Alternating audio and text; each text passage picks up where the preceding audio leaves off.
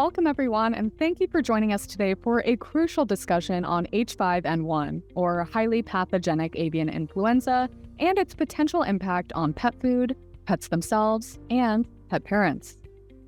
We're thrilled to have a diverse group of pet lovers tuning in today and look forward to sharing vital information to help all of you stay informed and safe. My name is Jordan Tyler, and I am the Director of Media at BSM Partners, as well as the host of our podcast, Barking Mad. BSM Partners is the largest global consulting firm dedicated to the pet care industry. Today, though, we'll cover the essential steps you can take to ensure your pet's safety during outbreaks, provide peace of mind to pet owners, and help you make informed decisions in a rapidly evolving situation. Being proactive and knowledgeable is the first line of defense in keeping both your pets and your family safe.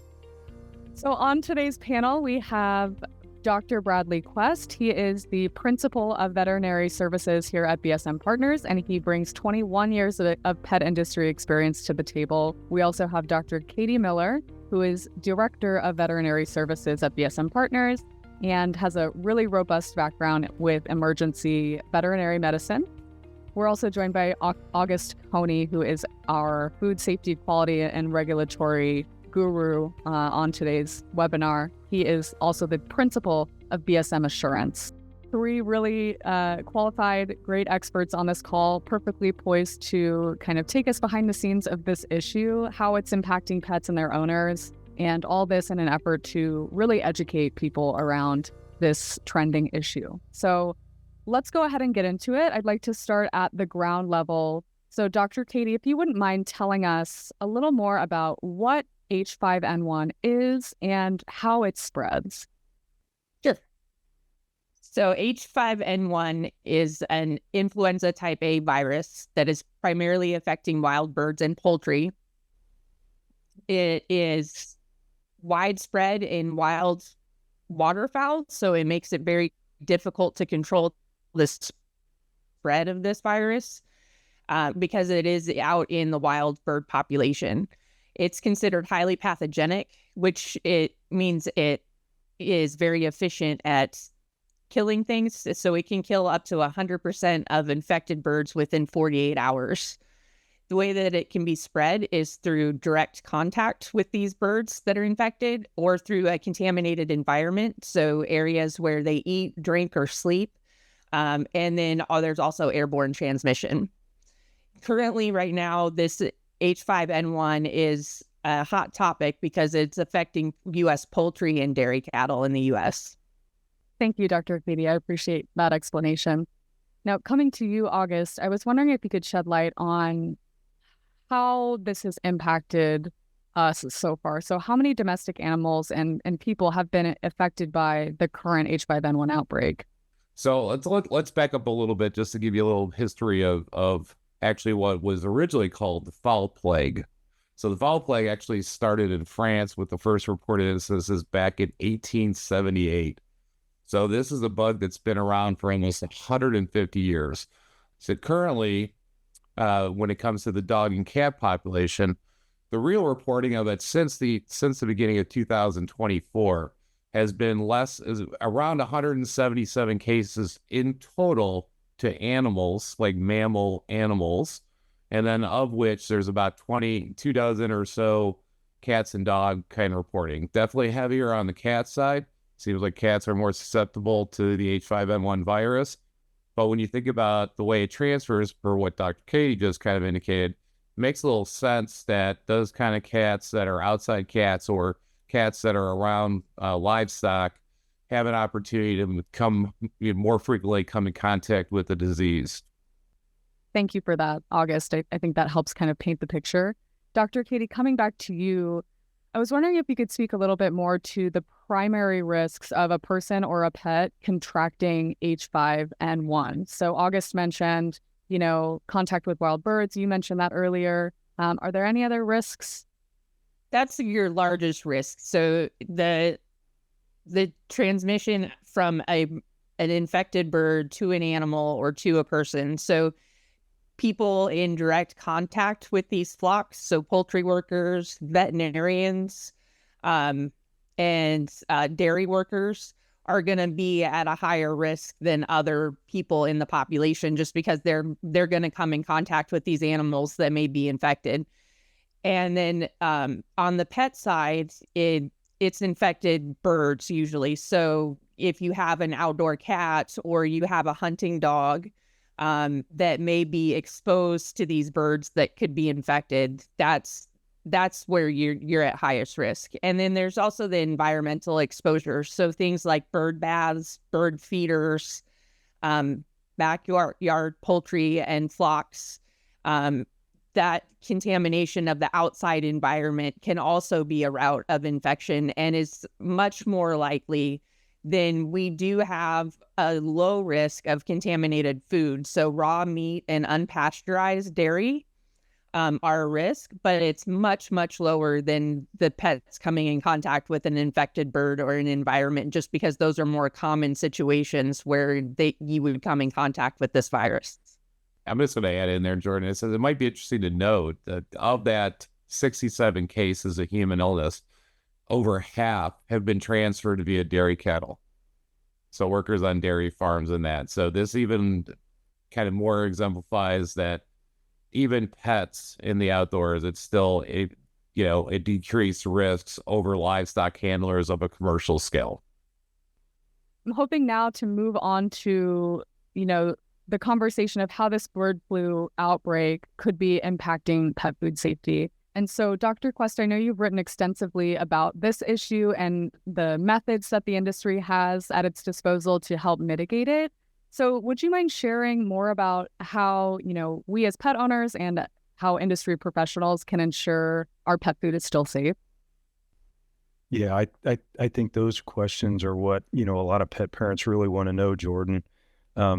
The good thing about, avian influenza, or really a lot of these pathogenic viruses or viruses that can cause diseases, is, they're inactivated or they're killed in much of the same way, and in most cases easier than some of the more common pathogens or bacteria, that we process against to try to make sure that they're not present in pet food. Things like salmonella and E. coli that a lot of people have probably heard more about as far as safety in pet food.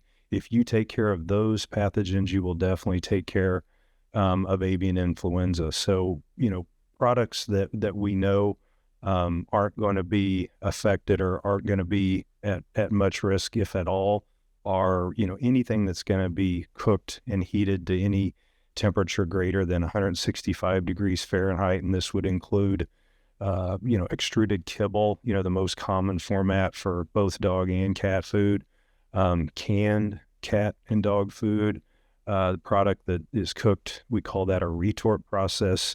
It's also cooked sufficiently, whether it's in the cans, the trays, and the pouches. Now, there are other processes other than cooking that we know will help inactivate pathogens, including avian influenza. Some of them use really high pressures to do that. There are, other ways to mitigate some of these, such as radiation and other processes too. But I think it's really important to understand as well that all of these processes other than cooking vary. They vary from manufacturer to manufacturer. They vary from manufacturing site to site. So it's always really important to understand how a specific brand or a specific product is doing what they need to do with their specific product to ensure that that risk is mitigated. Again, if it's not something that's standard cooked, whether it's a kibble, it's a canned or a pouch food, or it's a baked product. Yeah, and we'll definitely go further along that line a little bit later in this webinar to really home in on what kinds of questions pet owners should be asking their manufacturers. But before we get there to that point, August, I wanted to turn it over to you as the food safety expert on this call. What would you like pet parents to know about H5N1 and pet food safety? Any mitigation methods or just general good things to look for? Yeah, so the pet food industry here in America, which is the largest marketplace for domestic cats and dogs, they have done a really, really good job on multiple different types of platform. You might find it kind of surprising, but the same ways of processing your pet food is the same way that you process your human food. So a lot of manufacturers have turned to kind of like some very novel or niche kind of processing, again, to achieve, in some cases, a gently cooked, maybe more macronutrient laden product, that you don't degrade it during thermal processing. So there's other additional methods out there that are employed by different pet food suppliers. Some of these processes could include like sous vide type products. So this is where they're boiled to kind of like, a lower temperature and a longer time. We do this a lot for our own holidays. We might put something on the smoker for 6 hours and it's at a little bit lower temperature to keep a lot of that, tenderness and stuff like that. There's other types of processes like pasteurization, like even in Dr. Katie's, previous discussion when she made mention of pasteurized products. These are definitely processed at a temperature that's high enough to inactivate H5N1. And then there's some other novel kind of technologies that are coming out too, mostly in the form of involving different, I guess, bands of radiation, even lower and safer forms of radiation. Like we use radiation every day. I mean, I don't know anybody that doesn't have a microwave oven. Okay, so we're all irradiating food every day, but we've also turned to even a little bit more specific things, such as E-beam technology. This is where electron beams are used instead of, so it falls into that spectrum of radiation. So there's like a lot of different types of techniques out there to help mitigate against H5N1 and all show very promising, effectivity for that. When we're making pet food, we'll call it in alternative processes other than what we had talked about before, than extruding, retorting, or baking. We need to get creative, meaning that sometimes you use multiple different processes to help mitigate risk. And that risk is, in this case, H5N1 virus. So we know a lot of times if we acidify a product or an ingredient, that can help preserve it from, contamination with a pathogen such as H5N1 or even other pathogens like Salmonella. So if you combine sometimes those things, like combining the high pressure process with an acidification process, you can actually get an overall better process to help, we always talk about, and I know I keep repeating it, but mitigating risk. The other thing about some of these alternative processes, and I know August and I've talked a lot about it, a lot of it depends on where you start from. How confident are you going into it that whatever product you're using, whether it's pressure or acidification or radiation or, any of these other potential ways to mitigate the virus, how sure are you that those are low risk to start with? Because any of these alternative processes, they lower, we'll call it the virus count or the viral load, a certain amount. But if you start really, really high, and even if you lower it, a certain percentage, you could still potentially have enough of the virus there to, cause a problem. Whereas if you start with products that you're pretty confident come from reputable sources, they've been segregated, it's all been inspected, coming from, avian influenza free areas and flocks, which unfortunately is getting harder and harder as it does tend to spread to more areas of the country. But, all of these things have to work together because there's not really one magic answer how to prevent it. It's a lot of things that manufacturers need to be doing together, again, to help minimize the risk. Yeah. And I understand that the FDA has recently required pet food manufacturers to actually account for the H5N1 risk as part of their food safety plans, in their facilities and in these manufacturing plants. And so, August, I was wondering if you wanted to go into any more detail about some methods that manufacturers can take or are taking to work this H5N1 risk into their existing food safety plans. What the recommendation is, or the way that they can help mitigate some of this is really the first thing is solid team doing solid risk assessment. So knowledgeable people about understanding how, the pathology of these organisms, the actual transport modes of these organisms, what surfaces may be more subject to other, what is their limitations and lethalities. And then most of these practices that we just talked about is exactly what pet food manufacturers are doing today to make sure that they mitigate those risks. Thank you for that. I appreciate that extra detail.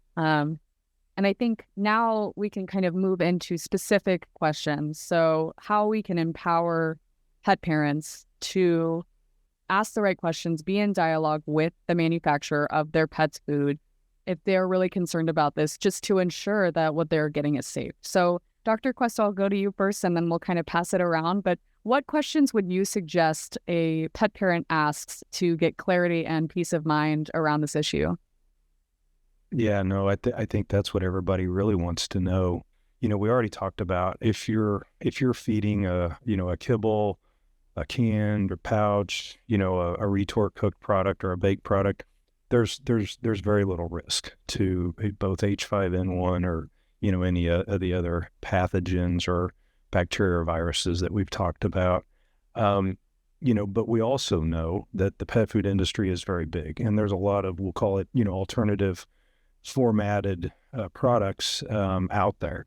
And it doesn't mean that all these products aren't safe. The term raw is used kind of loosely in the pet food industry. Raw is not a regulatory term. It's just more of a description that a lot of companies use to describe their products. Some raw products may actually undergo processing, like we talked about, whether it was the high pressure, the radiation, acidification, even though they're claiming to be raw, they actually may be undergoing some of these processes. Freeze drying is another process out there. However, I will say that freeze drying alone without any other process is not going to inactivate the virus. It can help preserve the product, actually preserve the nutritional value of the product, but it's not going to mitigate risk from a pathogen like H5N1. But you should ask companies, like, what are they doing to mitigate the risk? Where are they getting their ingredients from? Are these USDA inspected, ingredients? If like they're sourcing raw chicken or raw turkey or raw duck, any kind of raw poultry, where is it coming from?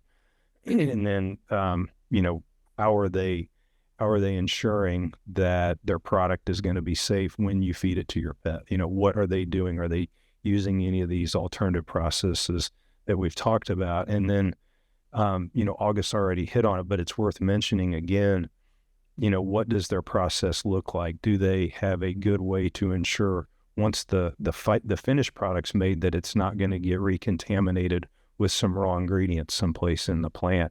Have they, undergone third-party audits? Do they practice good manufacturing practices? We call those GMPs, and there's a lot of independent third-party certifications that pet food manufacturers can undergo that shows that they're doing everything they can to mitigate risk, not just for H5N1, but really for any other kind of food safety issue. August, what additional questions would you have to add to that list? Wow, I love that Dr. Quest brought up like third-party auditing. I think that's a real good one, a real key one, because it kind of here's what makes America strong is that the consumers have kind of driven that all of these companies produce to a given level of food safety and quality. What these third-party auditing groups do is they kind of like benchmark that food safety and quality level. So yeah, it's like almost 99% of companies are participating in these types of programs. Being transparent, like, are they publishing or putting their methodology on their websites? Are they actually posting their audit scores? Are they showing you lot testing? Like some companies will put lot testing out there, actually showing you negative results for things. And, these are all things that kind of all go to the overall landscape of getting an idea, like, Dr. Quest says, of understanding your supplier of your brand, your favorite brand, and then understanding and feeling pretty confident that they're doing a good job. So let's move now to talk about safe food handling practices, everybody's favorite subject. So we have kind of a list of questions that we can ask manufacturers, but there are also things that pet parents can do inside their own households to really support the health and safety of their families, their pets included. So August, would you mind sharing some safe food handling recommendations that you would give to a pet owner at this time? Yeah, absolutely. And there's a lot of like real simple things that we can do to sit there and just make it just that much safer in the house. And the thing is that these practices are good for both, our regular table food as well as our pets' food. So keeping things separated, like keep the pet food separated from the human food, is a good idea. So even if you are feeding fresh, it's still a good idea to have it on like the lowest shelf in the fridge, or have its own separate little mini fridge, or those kind of things. These are all like little techniques to keep things separated. Wash your hands after every serving. That's key. It's like number one. Frequently clean bowls. I recommend, or when I sit there and talk to people, I recommend that no wet food sit out for over 24 hours. Ideally, I'd like to see it under 8, but definitely for sure by 24. This will keep things fresh. This will prevent the ability for, microbial growth. This will help limit that opportunity. Change out your storage containers frequently. This is a common one in the pet area where they put a big garbage can in the garage and they throw the kibble in there, and that's the last of it. They just keep adding to it and adding to it and adding to it. And it's like, stop and think, when's the last time you actually took the time to drain it and kind of like really clean it out? Sanitize and wipe surfaces. Any of the sanitizer wipes, like it has been shown to be effective, that bleach type products, quaternary ammonium type products, all the common Clorox wipes, Lysol, all that stuff also works for H5N1. So anything that prevents viral spread of any kind is also going to be effective against this particular organism. It's been proven safe. And then I would say anytime that you're working with leftovers, refrigerate them. So if you're feeding wet, I do this for my own cat. I feed a half a can of wet in the morning and half a can at night.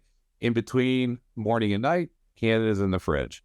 So I don't just leave it sitting out on the counter and stuff like that. Plus, then it also, again, if you have that separated area in your refrigerator, then you're also preventing countertop contamination by, leaving it out on the counter. So these are all some things that we can do at home just to make it better. I guess the last one, and the one I kind of forgot initially, is clean your utensils.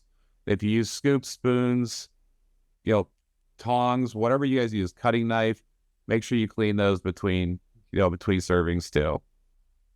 So as we established earlier, the primary risk really is direct contact with infected animals like wild birds, livestock. We talked about the dairy industry.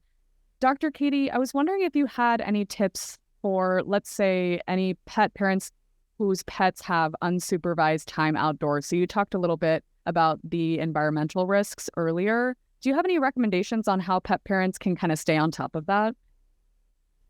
Yeah, you want to make sure that not only are you minimizing the contact with wild birds, so this would be like having your dog on a leash at all times and, keeping cats indoors when possible. But you want to be mindful of the things that you have outside that may attract wild birds. So things like bird feeders and bird baths, if those are present, you want to clean them frequently, and you want to make sure that you're use some gloves.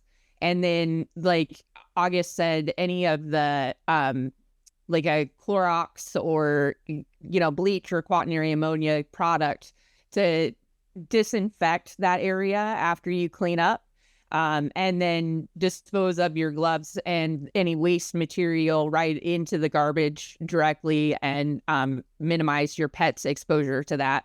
Don't let them help clean up around the bird feeder, things like that. And then when it comes to actually your pets, one thing that we want to keep in mind is that they can spread things through their waste as well. So you want to have proper hand washing after you pick up after your pet outside.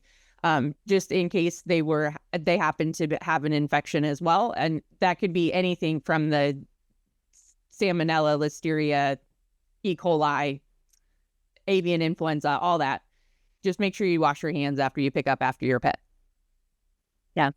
Hand washing is a good practice. Yeah, I was kind of saying too, is like you see this recurring theme that just, making sure that the things you touch, that you've taken care of those things will go a long way. Yeah, absolutely. Thank you for that, Dr. Katie. And as we kind of wind down today, I'll come back to you with this question. What if a pet starts showing symptoms of H5N1? We've talked before about how the symptoms of infection from this virus could look similar to other ailments or illnesses. And so what would you recommend pet owners monitor for? And if they really are concerned, if they are showing, a lot of these symptoms, what do they do?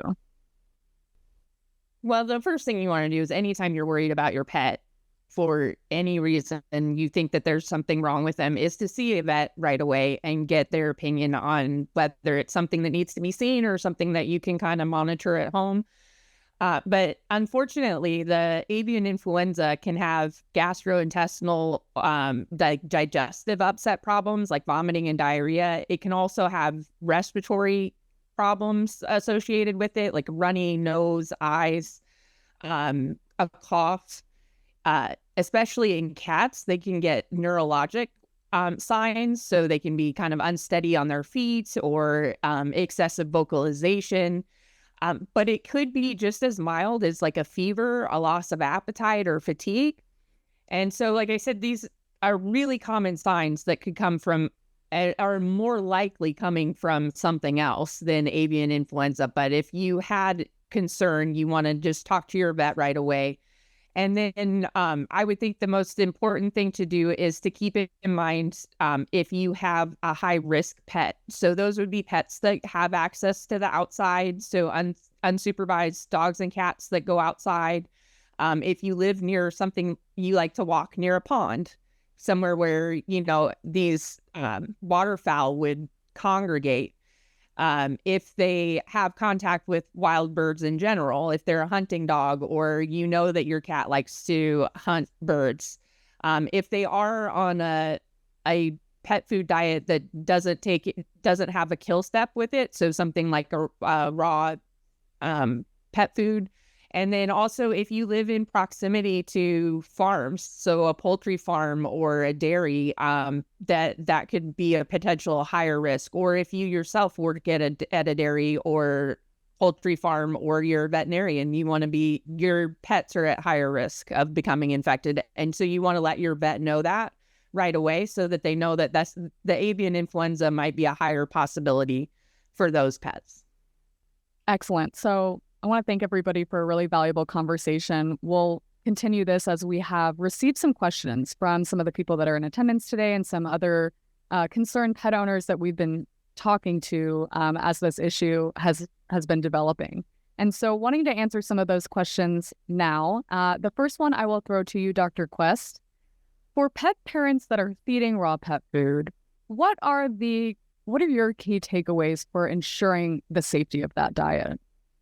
Yeah, no, that's a really good question. And I don't want to sound like I'm not going to directly answer it, but it's a little complicated because, like we said earlier, raw pet food, there's a lot of different products on the market that call themselves a raw pet food. So, some of those actually undergo some of the processes that we talked about that would help to reduce, if there's any virus or any other pathogen present, to help to reduce that. Now, there are products out there that actually don't undergo any kind of processes that would help to kill or inactivate the virus. So I think the key takeaway is if you're feeding something other than, a kibble, a canned or pouch or tray pet food or a baked pet food, to contact the manufacturer. I know we talked about it earlier, but just ask them, how are you ensuring that your products are safe,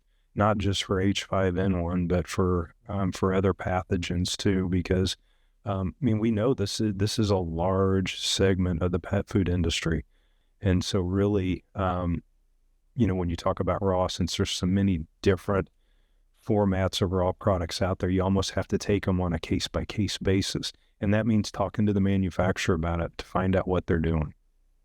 So somebody had posed the question, is testing for H5N1 in finished pet food products something that is currently widely available, or something that manufacturers are employing right now as part of, those mitigation strategies?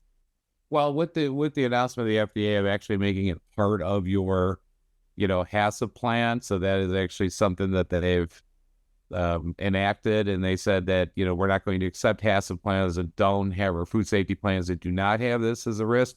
That's obviously going to bring on a new wave of testing. There are laboratories that perform the tests that would detect and screen for H5N1 plus a multitude of different influenzas. They might screen for the H7s and the H9s alike.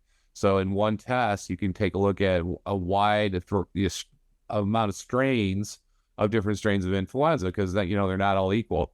So these are out there. The change is like I said, that it's going to be a mandatory. And then for, like what we were talking about with Dr. Quest is like, in order to validate that, you're going to have to test for it. So we are going to see an increase of testing from the pet manufacturers of any style of food that's going to sit there and test the finished goods for that. So we are going to see more testing for this. So right now, consumer asks the brand, are you testing for H5N1? They're going to say no. Wait a month from now, they're going to be saying yes. Because it's basically become mandatory. So as that starts, all those changes start filtering through the industry, you're going to see more and more of it. Another question that we received is regarding the recent presidential administration that we just underwent, and how, federal level communications for public services like the FDA and the CDC have kind of gone on pause. So Dr. Quest, I'll actually throw this one to you, give August a little break. But how is the industry staying informed and staying on top of this issue while some of these federal organizations are kind of in limbo, if you will? Yeah, no, that anytime you've got an administration change, like you said, Jordan, there's always going to be a little bit of a lag here and a catch up. But the good thing about this is the surveillance is done mostly at the state level anyway on things like this. So the federal agencies work very close with the state agencies and local officials, and they're the ones that will actually be doing, the testing, the sampling, and in some cases, when we talk about in the agriculture sector, like the poultry farms or dairy, testing milk, there's a whole program that USDA's put out that was put out, last year. And then there's different levels depending on, if you have affected farms in your area, depending on what state you're in, how at risk you are for avian influenza, that they, do sampling of bulk milk samples, whether it's on farm or in a certain area, to monitor for that. And none of that's changed. And the reporting hasn't changed. The states are still reporting that. And anything significant changes about this, there's going to be communication. So I don't think people should worry about that too much right now. That is reassuring. Thank you for that. So Dr. Katie, coming to you, we had a question, and it seems like there might be a particular concern around H5N1 in cats that have established respiratory issues. So I was wondering if you had any tips for concerned cat owners that are finding themselves in this situation. Yeah, with this being a respiratory virus, it's, if you already have a respiratory illness and you get this virus, it's going to be that much worse for that pet that already has respiratory issues. And we've really focused on cats because they seem to be very susceptible, but this is also possible infection in dogs. And so you would, either a dog or a cat that has respiratory issues, you just want to be extra vigilant in protecting them from this disease, just because they would be even more severely affected than a healthy pet would be. So I would be on top of those signs that we talked about. And if you have any concern and about your pet and you think that they're showing any signs of avian influenza, you'd want to get them into your vet and have them evaluated. Excellent. So first of all, thank you everyone for this really valuable conversation. I think that we've shared a lot of really great insights, and we will remain here to answer your questions. You can always reach out to BSM Partners, and we're happy to answer any additional questions that you have. But before we wrap up today, I wanted to go around and get everybody's kind of key takeaway from this webinar and this topic. So August, I'll go ahead and start with you if that's okay. If there's one thing you'd like a pet parent to walk away from this webinar knowing, what would that be? Don't panic. So we know that it's in the news, it's out there, but it's been out there for 150 years. We have testing, simple mitigation such as hand washing, proper cleansing of utensils can go a long way to preventing cross-contamination. Dr. Quest, what would be your key takeaway from today? If you're feeding an alternative formatted product, anything claiming, to be raw, and again, we're not here to debate, the pros or the cons, but, understand how that manufacturer is mitigating that risk, especially now with the requirements to identify H5N1 as an identifiable pathogen that pet food manufacturers have to account for. And Dr. Katie Miller, I apologize for making you go last, but what would be your key takeaway from today? My key takeaway from today would be that your pet is at far greater risk of contracting avian influenza from coming in contact with waterfowl or wild birds than they are from their pet food. It's important to be knowledgeable about the steps that pet food companies are taking to mitigate this risk, but the risk is still very low. And then if you are concerned at all that your pet has contracted avian influenza, it's important to talk as soon as possible with your veterinarian. They are able to run a test for H5N1 and rule that out as a possibility for infection if you're concerned. As we wrap up this important discussion, let's take a moment to reflect on the key takeaways from this webinar and how they can empower you as a pet owner. First, it's important to stay informed. Knowledge is your best defense against H5N1, and we'll be here to help you keep up with the situation as it develops. It's also important to practice safe food handling practices, as well as to use your voice and seek transparency from the pet food brands you purchase. Companies and manufacturers that prioritize safety should be proud of their programs and willing to openly share their processes with you to give you peace of mind during these uncertain times. And lastly, as August said, don't panic. We know the likelihood of a pet contracting this virus is highest when it involves exposure to infected birds in the wild. And the risk is significantly less when it comes to being transmitted through food. As this situation develops, stay connected with the experts at BSM Partners by following us on Facebook, LinkedIn, and visiting our website, or tuning into the Barking Mad podcast, where you'll find timely and reliable sources of information to help you stay several steps ahead of this issue and others facing the pet industry. We also encourage you to share what you've learned today with fellow pet owners. By spreading awareness, you can help to create a more informed and resilient community of pet lovers. And lastly, while we've answered a few questions today, we welcome additional questions, and we'll be happy to connect you with any of our expert panelists if you'd like to learn more or have additional questions. With that, thank you again for your time and commitment to pet health and safety. Stay safe, stay informed, and stay vigilant, and we look forward to connecting with you again soon.